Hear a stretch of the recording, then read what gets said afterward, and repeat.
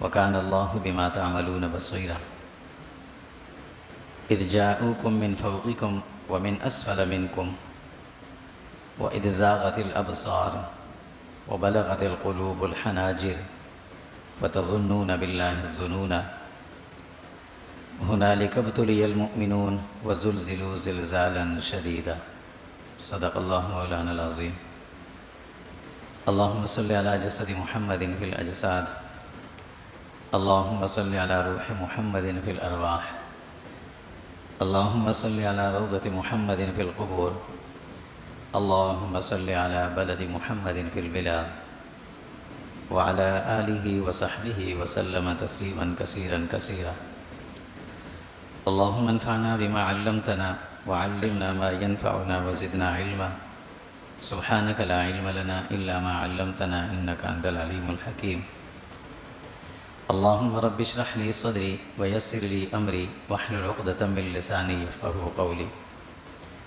یا ایہا الذین آمنوا اے ایمان والو اذکروا نعمت اللہ علیکم اللہ کی اس نعمت کو یاد کرو جو تم پر ہوئی اذ جاءتکم جنود جب تمہارے اوپر حملہ آور ہوئے بڑے بڑے لشکر فارسلنا علیہم ریحا ہم نے ان پر ہوا کو چھوڑ دیا وجنودا لم تروها اور ہمارے ایسے لشکر آئے جو تمہیں دکھائی نہیں دیے وَكَانَ اللَّهُ بِمَا تَعْمَلُونَ بَصِيرًا اور اللہ تعالیٰ ان چیزوں کو بھی دیکھتے ہیں جو تم کرتے ہو اِذْ جَاءُوكُم مِّن فَوْقِكُمْ اس وقت کو یاد کرو جب یہ لشکر تمہارے اوپر آئے اوپر سے بھی وَمِنْ أَسْفَلَ مِنْكُمْ اور نیچے سے بھی وَإِذْ زَاغَتِ الْأَبْصَارُ اور جب تمہاری آنکھیں متحیر اور حیران تھیں وَبَلَغَتِ الْقُلُوبُ الْحَنَاجِرَ اور تمہارے دل دھڑکتے ہوئے حلق تک پہنچ رہے تھے وَتَظُنُّونَ بِاللَّهِ الظُّنُونَ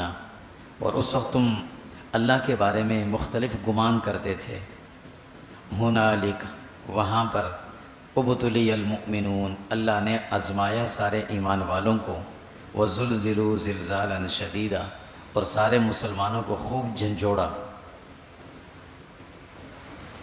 گزشتہ کئی دنوں سے جو ایک سلسلہ چل رہا ہے میڈیا پر بھی اور عام لوگوں کی زبانوں پر بھی وہی باتیں چل رہی ہیں کہ فلسطین میں کیا ہو رہا ہے بیت المقدس میں کیا ہو رہا ہے ایک طرف سارے مسلمان غمگین ہیں پریشان ہیں لاچار اور بے بس بھی ہیں ظاہری کوئی راستے نظر بھی نہیں آتے لیکن دوسری طرف کچھ مسلمانوں میں ایسے نئے جدید قسم کے ایک متجددانہ سوچ رکھنے والے کچھ دانشور ایسے بھی ہیں جو مختلف سوالات اٹھا رہے ہیں کہ مسلمانوں نے کیوں حملہ کیا تھا کیوں جنگ میں پہل کی تھی اور مسلمانوں نے حملہ کیا تو عوام کو قتل کیا اسرائیل کے عام لوگ قتل ہوئے اس طرح کے سوالات مختلف قسم کے اٹھائے جا رہے ہیں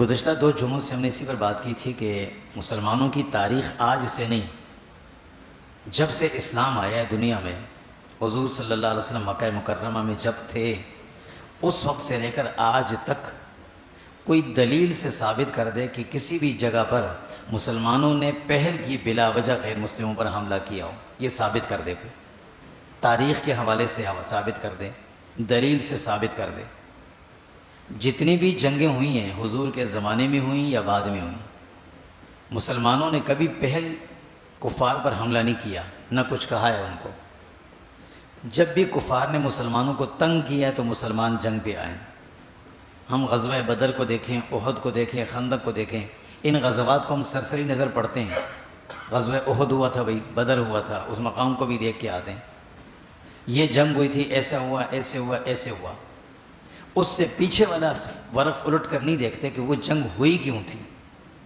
اس کا سبب کیا بنا تھا حملہ کرنے کون آئے تھے مسلمانوں کو تنگ کس نے کیا تھا اس وقت سے لے کر آج تک یہ تاریخ میں کبھی کوئی ثابت نہیں کر سکتا کہ مسلمانوں نے پہل کی ہو اور یہی چیز آج فلسطین میں بھی ہے اس لیے کہ ہماری نظروں سے اوجھل تھا وہ تو جو گزشتہ 18-19 سال سے وہ ظلم برداشت کر رہے تھے آخر کار تنگ آ کر انہوں نے یہ قدم اٹھایا ہے جانتے تھے وہ اس بات کو سمجھتے تھے کہ دنیا کفر ایک ساتھ ہے سب ایک ساتھ ہوں گے ہم چند آدمی ان کا کچھ نہیں بگاڑ سکتے لیکن اس کے علاوہ ان کے پاس کوئی راستہ نہیں بچا تھا وہ اپنی نسلیں اس میں گنوا چکے تھے، وہ تو مجبوراً آ کر انہوں نے یہ کچھ کیا۔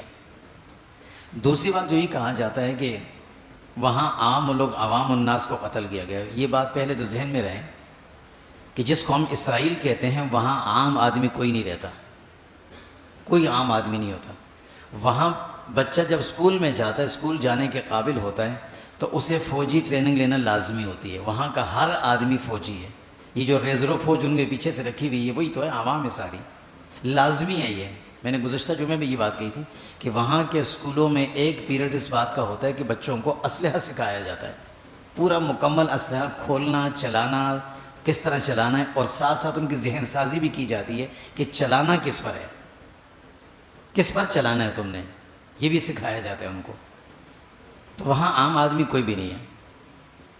اور پھر اگر عام آدمی کی بات کی جائے تو مسلمان کی تاریخ اٹھا کر دیکھ لیں، معترض دیکھیں، ہم نہیں دیکھتے، جو اعتراض کرنے والے ہیں، جو سوالات اٹھانے والے ہیں، وہ تاریخ میں ثابت کر دیں کہ مسلمانوں نے کسی جنگ میں کتنے بچوں کو قتل کیا تھا کافروں کے، بتا دیں کتنی خواتین کو قتل کیا تھا، کتنے بوڑھوں کو قتل کیا ہے، کتنے بیماروں کو قتل کیا ہے، کتنے قیدیوں پر ظلم کیا ہے۔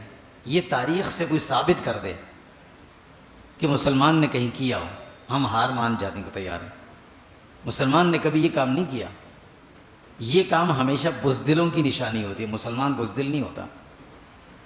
ہم عرف عام میں کہتے ہیں نا، شرم نہیں آتی تم عورتوں پہ ہاتھ اٹھاتے ہو، تو یہ وہ بزدلی والی حرکت ہے جو یہ کرتے ہیں، یہودی اور عیسائی کرتے ہیں۔ جو آیت سورہ احزاب کی میں نے پڑھی تھی، اس میں سورہ احزاب میں اللہ نے غزوہ احزاب کا چھوٹا سا ایک واقعہ ذکر، ایک اشارہ ذکر کیا۔ سن 4 ہجری کے اواخر یا 5 کی ابتدا تھی۔ مکہ مکرمہ سے، مدینہ سے کچھ منافقین وفد کی شکل میں مکہ گئے۔ مکہ کے اطراف میں جتنے قبائل تھے سب سے ملے کہ تم مدینہ پہ حملہ کرو، ہم اندر سے تمہارا ساتھ دیں گے، مسلمانوں کو ختم کرنا ہے۔ چنانچہ مکہ کے سردار ابو سفیان 10,000 کا لشکر اس نے تیار کیا، جو فوجی تھے، سارے لڑنے والے نوجوان تھے۔ اور ساتھ ساتھ مکہ مکرمہ سے باہر ایک قبیلہ رہتا تھا، قبیلہ بنو غطفان کے نام سے، بڑا مشہور بڑا قبیلہ تھا، اسے بھی تیار کیا۔ یہ اضافی تھا۔ پھر مدینہ منورہ کے منافقین کی طرف سے ملنے والی مدد یہ الگ تھی۔ مسلمانوں کی تعداد اس وقت کل ملا کر 3,000 کے لگ بھگ تھے۔ اب یہ جب مدینہ پہ حملہ کرنے کا ارادہ ہوا، حضور صلی اللہ علیہ وسلم کو پتہ چلا، حضور نے دفاع کے طور پر ایک خندق کھدوائی۔ یہ مسلمانوں کی نشانیاں ہوتی ہیں، اور اسی پر آج کے مجاہدین بھی کر رہے ہیں، انہوں نے بھی ایسی خندقیں کھودی ہیں، خندق کھدوائی اپنے دفاع کے لیے۔ اب منافقین کی تعداد کتنی تھی کہ 1,000 یا 10,000 جو مکہ سے آئے تھے، اور جو ساتھ ملنے والے تھے وہ الگ تھے۔ ادھر سے بنو قریظہ والے بھی مل گئے۔ آج بھی یہی حال ہے۔ اسرائیل بڑے زور و شور سے حماس پہ حملے کر رہا ہے، فلسطین پہ کر رہا ہے، اور صرف وہ نہیں ہے، امریکہ بہادر بھی فوراً پہنچ گیا، برطانیہ بھی پہنچ گیا، فرانس بھی، اور وہ جرمن بھی پہنچ گئے اپنی اس ظلم کو مٹانے کے لیے، وہ بھی ان کی مدد کو پہنچ گئے کہ ہم بھی تمہارے ساتھ ہیں۔ اور ان کی وہ دیکھیں بدماشی کہ گزشتہ کل سلامتی کونسل کے اندر جو اجلاس ہوا، اس میں روس نے اور چائنا نے قرارداد پیش کی کہ جنگ کو بند کیا جائے، صرف بندی کے لیے، اور انہوں نے آ کر اسے ویٹو کر دیا، جنگ بند نہیں ہوگی۔ امریکہ نے اور برطانیہ نے کہا جنگ بند نہیں ہوگی، ہم لڑیں گے۔ کیوں؟ اس لیے کہ وہ سامنے کمزور ہے، ان کو پتہ ہے کمزور ہے، جنگ بند نہیں ہوگی، ہم لڑیں گے۔ مکہ والوں سے بھی یہ کہا گیا تھا کہ مدینہ پہ حملہ نہ کرو، نہ جو کہ نہیں ہم جائیں گے، ہمارے ساتھ طاقت بڑی، ہم جائیں گے۔ اور مزید یہ کہ امریکہ اور ادھر دوسرے ممالک کی طرف سے انہیں فوجی بھی وہاں پہنچ گئے، جنگی لڑاکا طیارے بھی پہنچا رہے ہیں، اسلحہ بھی پہنچا رہے ہیں۔ ایک ہمارے مسلمان ہیں جو خوب دھنیا کوٹ کر پی کر بغیرتی کی نیند سوئے ہوئے ہیں کہ منہ سے بھی نہیں کہہ سکتے کہ بھائی ایسا نہ کرو، کم سے کم کچھ نہیں کہہ سکتے، یہ کہہ بھی نہیں سکتے۔ کیوں؟ حرام خور دوسروں کے ٹکڑوں پہ پلنے والے کبھی بات نہیں کر سکتے، کبھی نہیں کر سکتے۔ بھائی جب جنگ حماس اور اسرائیل کی ہے، امریکہ کا کیا کام، برطانیہ کا کیا کام؟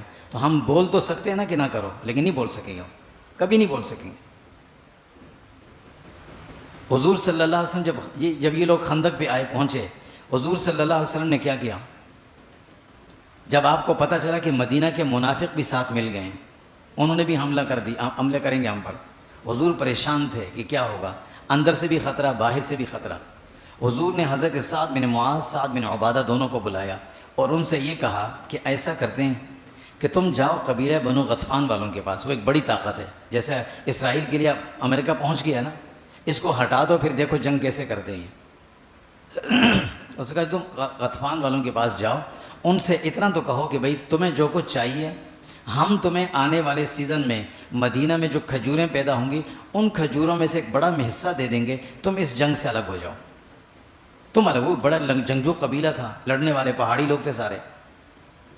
حضرت سعد بن معاذ، سعد بن عبادہ نے حضور سے پوچھا یا رسول اللہ یہ آپ کا حکم ہے یا آپ کا مشورہ ہے؟ تو حضور نے فرمایا میرا مشورہ ہے۔ کہا کیوں ہے؟ آپ یہ مشورہ کیوں دے رہے ہیں؟ کہا میں اس لیے دے رہا ہوں کہ میں کئی دنوں سے دیکھ رہا ہوں تم لوگ پریشان ہو، ہم بھی سارے پریشان ہیں، ان لوگوں نے باہر سے محاصرہ کیا ہوا ہے، کسی وقت بھی یہ حملہ کر دیں گے، اتنی بڑی طاقت ہے، تو میں نے یہ چاہا کہ بھئی ان میں سے آدھے لوگ واپس چلے جائیں، اس لیے میں نے مشورہ دیا۔ حضرت سعد بن معاذ، سعد بن عبادہ رضی اللہ عنہ یہ دونوں اس بات کو سمجھتے تھے، جانتے تھے ان کی فطرت کو۔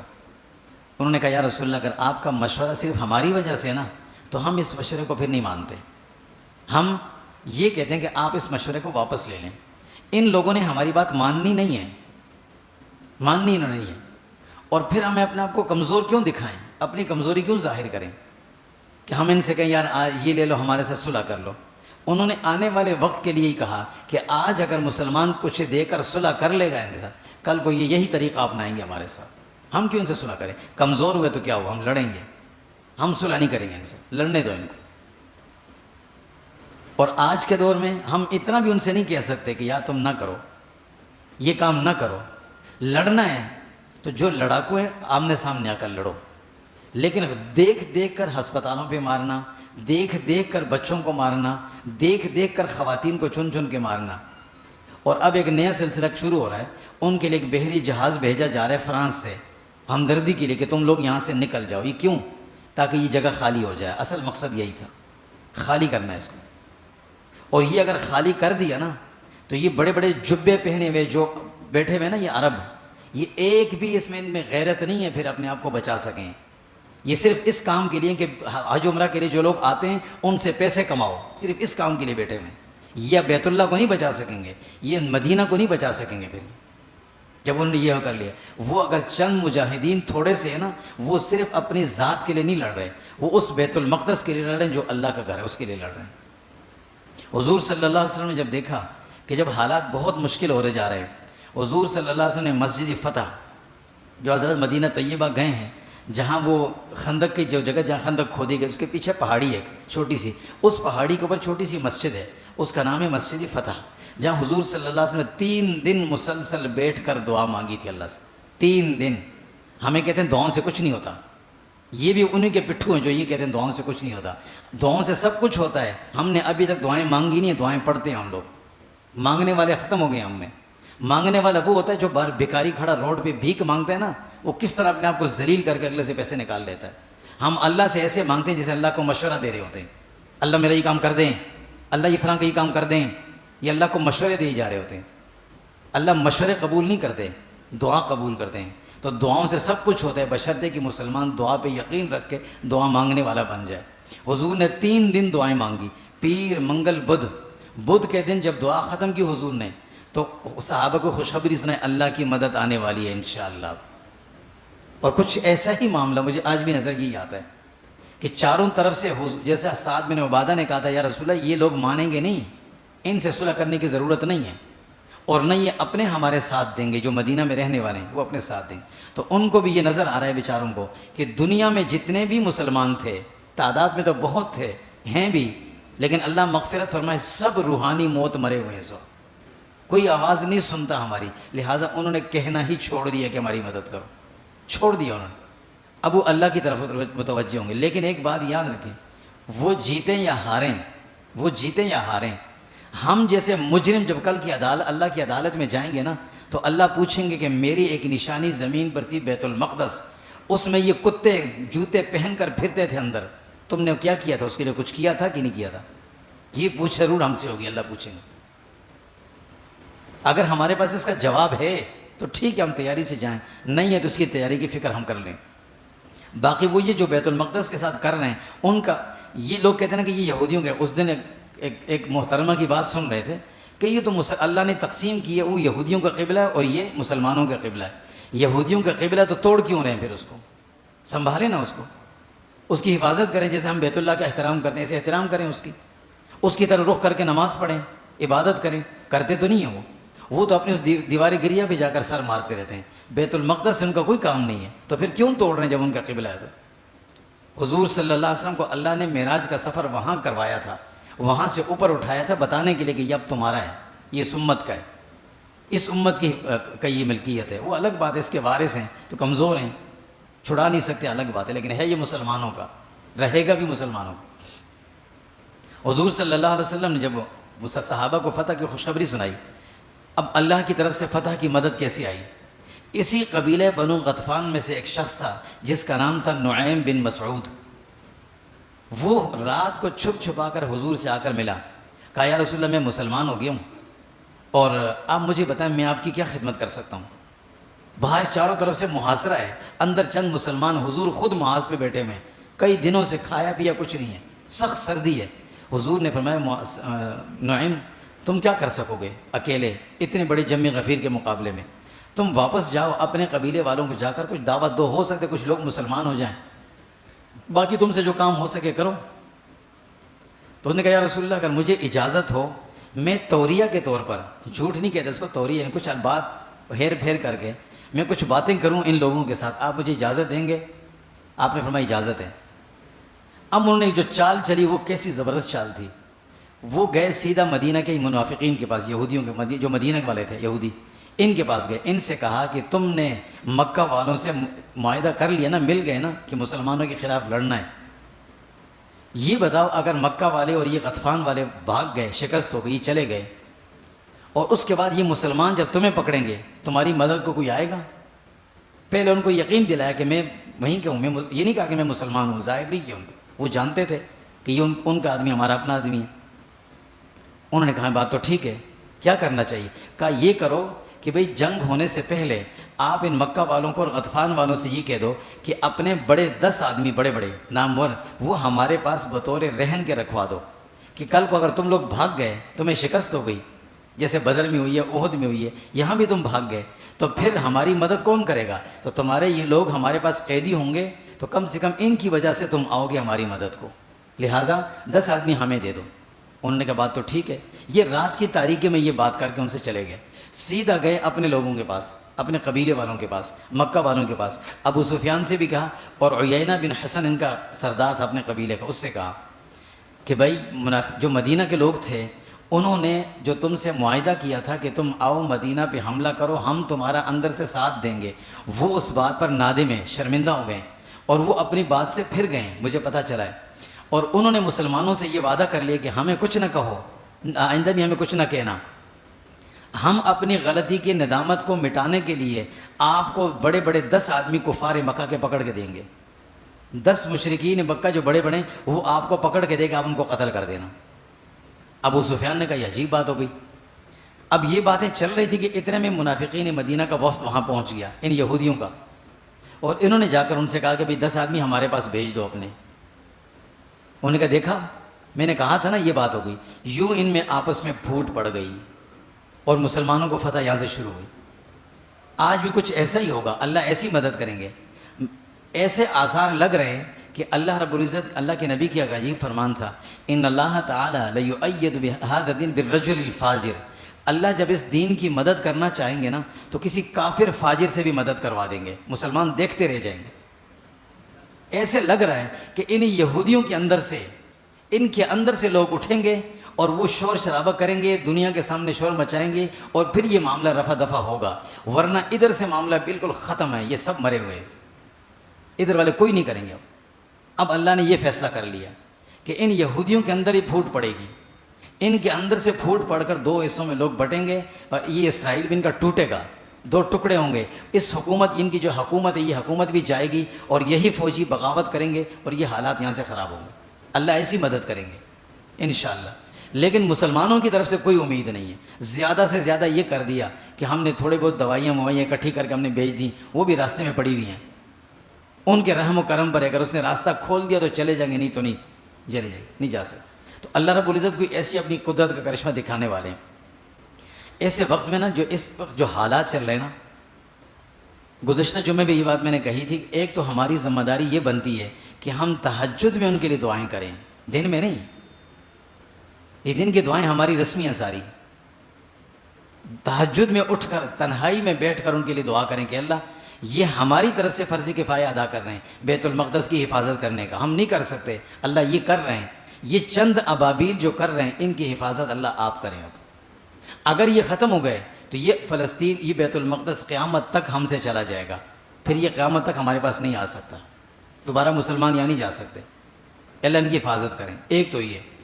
دوسرا یہ کہ ان کی اس وقت جو ضرورت ان کی مدد کرنی ہے وہ کریں، وہ ہماری ذمہ داری ہے. جو ہو سکے الحمدللہ پاکستان گورنمنٹ بھی کر رہی ہے، اور بھی بہت سارے ادارے ہیں جو کر رہے ہیں، اس وقت تعاون کر رہے ہیں، مالی امداد پہنچائی جا رہی ہے. جو جس قدر ہو سکے اپنا حصہ اس میں ڈالیں ضرور. بہت سے ادارے کر رہے ہیں، الخدمت کر رہے ہیں، دارالعلوم کورنگی اور کراچی والے جو ہیں وہ کر رہے ہیں، بہت سے حضرات کر رہے ہیں، اس طرح پتہ چلتے ہیں دوست یاروں سے. تو ان کے ساتھ مل کر جتنا ہو سکے ان کا ساتھ تعاون کریں، یہ ہماری ذمہ داری ہے. اور ایک اور چیز ہماری ذمہ داری وہ یہ ہے کہ اس وقت جتنی بھی ان یہودی کمپنیوں کی پروڈکٹس ہمارے ملک میں چل رہی ہیں نا، اس کی ایک مہم چلانی، کچھ دن تک چھوڑ دیں، نہ چھوڑیں ساری زندگی. ابھی کچھ دنوں تک بات چلی تھی نا، تو اس دن میں دیکھ رہا تھا کہ اشتہار لگے ہوئے ہیں، میک ڈونلڈ اور دوسرا جو ان کا ایک اور ہے، انہوں نے اپنے جو ان کی وہ برگر ان کی قیمتیں بالکل آدھے سے بھی کم کر دی ہیں، آدھے سے بھی کم کر دی ہیں. لیکن ہم ایسے عجیب لوگ، ہماری نفسیات سے وہ واقف ہیں کہ جو 1000 روپے کا کھانا ہے نا وہ 300 کا کر دو، سارے گھر کا کھانا پکانا بھی چھوڑ دیں گے. یہی مسلمان جو دن کو فلسطین کے حق میں مظاہرہ کریں گے، رات کو کھانا وہی میک ڈونلڈ سے لے کے کھائیں گے. 300 کا کر دو صرف. یہ نہ کریں. ہم تھوڑی دیر کے لیے یہ سوچیں کہ ہمارے وہ بچے، وہ ہماری بہنیں، وہ ہمارے بھائی جو کئی دنوں سے انہوں نے کھانا بھی نہیں کھایا ہوگا، ہم یہ برگر نہ کھائیں نا، ہم گھر کی ٹھنڈی روٹی کھا لیں. ایک دن تو کم سے کم اتنا کر لیں. حضرت یوسف علیہ السلام اللہ کے نبی تھے، کیسے عجیب انسان. جب قحط کا دور شروع ہوا، مصر میں کوئی قحط نہیں تھی، کوئی قحط نہیں تھی. انہوں نے حکم دے دیا کہ بھئی اب میرے ہاں یعنی صدارتی محل کے اندر دوپہر کا کھانا نہیں پکے گا. جو کابینہ، جو سرکاری کابینہ، جو وزراء ہیں، جو ملک کے سربراہان ہیں، وہ صرف صبح ناشتہ کریں گے اور رات میں کھانا کھائیں گے. دوپہر میں کوئی کھانا نہیں کھائے گا. میں بھی نہیں کہوں گا، کوئی نہیں کھائے گا. تو وزراء نے شکایت کی کہ ہمیں کیوں کھانا نہیں ملا، ہمارے ملک میں تو کوئی قحط نہیں ہے. کہا تو دور دراز کے ملکوں میں، ہمارے یہاں تو سب کچھ فراوانی کے ساتھ مل رہا ہے، ہم دوسروں کو بھی دے رہے ہیں. یوسف علیہ السلام نے فرمایا کہ یہ مطلب نہیں ہے کہ ہمارے پاس ہے یا نہیں ہے. مطلب یہ ہے کہ ہمیں بھوک کا احساس ہونا چاہیے کہ بھوک ہوتی کیا ہے. اور یہ بھوک تب ہمیں احساس تب ہوگا جب دور کے دوسرے ملک کے لوگ بھوکے ہیں، تو ہم جب بھوکے رہیں گے ہمیں پتہ چلے گا کہ ہاں بھوک یہ ہے، پیاس یہ ہے. اس کا احساس بھی تو ہونا چاہیے ہمیں. ہمارے پاس سب کچھ ہے لیکن کچھ احساس تو ہونا چاہیے ہمارے اندر. ان چیزوں کو ہم چھوڑ دیں. وہ صرف ان کے بنے ہوئے وہ بوتلیں جو دوسری پیپسی اور دوسری تیسری چیزیں، یہ جب نہیں تھی کیا ہمارے بڑے زندہ نہیں رہ سکتے تھے؟ ہم سے اچھی زندگی گزار کے ہو گئے تھے، بغیر دودھ کی چائے پیتے تھے اور سارے زندگی وہ سارے کام کرتے تھے. ہم آج ان کولڈ ڈرنک کو پی کر اس حال میں ہو گئے کہ 40 سال کے بعد ہم 2 آدمی پکڑ کے ہمیں اٹھاتے ہیں. اٹھانے کے لیے ہمیں سہارا چاہیے ہوتا ہے. اور اگر خدا نخواستہ موٹر سائیکل سے گر گئے تو 4 جگہ ہڈی ٹوٹ جاتی ہے ہماری. کھاتے کیا ہے؟ یہی سارے بھوسا تو کھاتے ہیں، گند تو کھاتے ہیں. یہ چھوڑ دیں. اس میں ہمارا اپنا مالی نقصان بھی ہے، ہمارا جسمانی نقصان بھی ہے، اور سب سے بڑھ کر یہی پیسہ جو جا رہا ہے یہ ہمارے بھائیوں پہ استعمال ہو رہا ہے، ہماری بہنوں پہ استعمال ہو رہا ہے، بارود بن کر بھی لگ رہا ہے. چھوڑ دیں یہ چیزیں. آج کل دنیا معیشت پہ چلتی ہے. جس ملک کی معیشت مضبوط ہے نا، بے شک اس کے پاس فوج نہ ہو، وہ کنگ ہے دنیا کا، اس سے ہر ایک سلام کرتے ہیں جھک کے. اس کے پاس کوئی ایٹم بم نہ ہو، سب اس کو جھک کے سلام کرتے ہیں. اور جس کی معیشت کمزور ہے نا، اس کے پاس ایٹم بم بھی رکھا ہو نا تو اس کے پاسپورٹ کو لوگ پیچھے پھینکتے ہیں ایسے. یہ معیشت کا دور ہے. اس دور کے اندر معیشت کا دارومدار یہ کمپنی ہوتی ہیں، بنیادی کمپنی ہوتی ہیں. ہم یہ باہر کی ساری چیزیں چھوڑیں، اپنے اندر خود اعتمادی پیدا کریں، اپنی چیزوں پر انحصار شروع کریں، اپنی گندم اگائیں اسے کھائیں، اپنے سب کچھ کریں اس پہ کریں. مشکلات آتی ہیں، ضرور آتی ہیں. اس کے لیے انسان اپنا ملک بھی چھوڑتا ہے، اپنا وطن بھی چھوڑتا ہے، یہ کرتے ہیں. لیکن اپنے ملک میں رہ کر یہ سارے کام ہمیں کرنے. یہ 2-3 کام ہم کریں. میں پچھلے 2-3 جمعوں سے یہی بات کیا آ رہا ہوں کہ اللہ کرے ہمیں یہ بات سمجھ میں آ جائے کہ اس وقت ساری دنیا اکٹھی ہے، ساری دنیا، اور وہ کسی طریقے سے چاہ رہے کہ یہ فلسطین خالی ہو جائے. بس ان کا مقصد ہی یہی ہے کہ اتنی بمباری کرو ان پر، اتنی بمباری کرو کہ یہ بالکل نڈھال ہو جائیں. پھر ان کے پاس ایک بحری جہاز بھیجو، اس میں ان کو بٹھاؤ، اور پھر ان کے ساتھ وہی کام کرو جو یہودیوں کے ساتھ جرمنوں نے کیا تھا. جہاز میں بٹھا کر پوری دنیا سمندر میں یہ پھرتے تھے، کوئی انہیں قبول نہیں کرتا تھا، کوئی قبول نہیں کرتا تھا. کسی ملک نے اپنے اس پہ ان کو پورٹ پہ اندر نہیں آنے دیا تھا. اور آخر کار انہوں نے مجبور ہو کر مانگ تانگ کے مسلمانوں سے کہا کہ ہمیں جگہ دے دو. مسلمانوں نے لا کر ان کو جگہ دی تھی کہ یہاں چلو کیمپ میں آ کر رہو. آج یہ چاہتے ہیں کہ ہم مسلمانوں کے ساتھ وہی کریں جو ان کے ساتھ جرمنوں نے کیا. یہ ہمارے لیے ایسی ذلت ہوگی، وہ رسوائی ہوگی جو ہم پھر دنیا کو منہ نہیں دکھا سکیں گے. یہ فلسطینیوں کے ساتھ اب یہی کرنے والے ہیں. جہازوں میں ان کو بٹھائیں گے، پورے فلسطین کو خالی کریں گے اور وہاں یہ بیٹھ جائیں گے. ہم کہتے ہیں دو ریاستی بات کرتے رہ جائیں گے، صرف مطالبے کرتے رہیں گے ایسا نہیں ہونا چاہیے، ایسا نہیں ہونا چاہیے. بھیڑیا جو ہوتا ہے نا، بھیڑیا، یہ ہمیشہ جو شیر کا تھپڑ کھاتا ہے نا، پھر یہ اس کی سمجھ میں آتی ہے بات. یہ بھیڑوں کی منطق نہیں سمجھتا. بھیڑیں ساری اس کے سامنے بیٹھ کر اس کو سمجھاتے رہے نا، یہ ان کو پھاڑتا رہتا ہے. لیکن جب چیتے کا تھپڑ اس کو لگتا ہے نا، پھر اس کو سمجھ میں آتی ہے کہ ہاں یہ کچھ ہے. تو یہ بھیڑیے ہیں، یہ مسلمانوں کے لیے بھیڑیے بنے ہوئے ہیں، اور یہ اس فلسطین کو خالی کروائیں گے، اس سے مسلمانوں کو نکلوانا چاہ رہے ہیں. اگر ہم اس پر راضی ہیں تو پھر ٹھیک ہے، خاموش ہو کے بیٹھ جائیں. نہیں ہے تو کم سے کم اپنے حصے کا آواز ضرور اٹھائیں، ان کی مدد کریں، ان کے لیے دعا کریں جتنا ہو سکے. اور ان کی جتنی بھی چیزیں ہمارے ملک میں آ رہی ہیں ہم ان کو استعمال کرنا چھوڑ دیں. کم سے کم میرے گھر میں نہیں آنی چاہیے. بس یہ ہر آدمی تہیہ کر لے. اتنی حد تک تو ہم مدد کر سکتے ہیں نا. اللہ رب العزت تو وہ ذات ہیں کہ جو ایک چھوٹی سی نیکی پر، اخلاص والی پر اللہ بندے سے راضی ہو جاتے ہیں. اور جب کسی مسلمان کے کسی فعل سے اللہ راضی ہو گئے، اس کے اٹھے ہوئے ہاتھوں سے اللہ دعا بھی قبول کر لیں گے. اور دعا قبول ہوگی تو اللہ ان کی ایسی مدد کریں گے جیسی احد میں اور خندق میں اللہ نے مسلمانوں کو کی. ایسی ہوا چلی، سارے خیمے اکھاڑ کر پھینک دیے. اللہ چاہیں تو ایسی بارش برسا دیں گے کہ ان کے وہ ٹینک سرحدوں پہ کھڑے ہوئے زمین میں دھنس جائیں گے. ایسی بارش برسا دیں گے. اللہ کے لیے مشکل نہیں ہے. اللہ چاہیں گے تو چند ابابیل بھیج دیں گے، اوپر سے کنکری پھینکیں گے، میزائل بن کے ان سے آر پار ہو جائے گا. لیکن ہم اللہ کے لیے اپنی ایمانی غیرت کو کچھ نہ کچھ دکھائیں، ان کی مدد بھی کریں، ان کے لیے دعا بھی کریں، اور جتنا ہو سکے ان کے دشمنوں کی بنی ہوئی چیزیں استعمال نہ کریں. یہ ہم سارے یہ کام کریں. اللہ تعالیٰ ہم سب کو سمجھ نصیب فرمائے. صلی اللہ علیہ وسلم.